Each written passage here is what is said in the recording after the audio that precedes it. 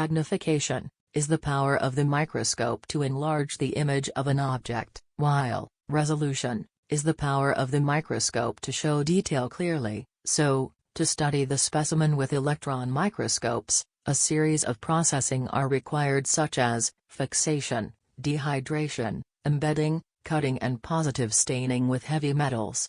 Firstly, cut tissue in about 50 to 100 nanometer thick, using ultramicrotome, then expose the specimen to fixative container as soon as possible, then dehydrate the specimen by replacing water with alcohol to remove all free water in the fixed tissue, as follow: 1. Distilled water, 2. 40% ethanol, for 5 minutes, 3. 70% ethanol, for 10 minutes, 4. 90% ethanol, for 10 minutes, and finally, 100% ethanol, in 3 times with 10 minutes, every time.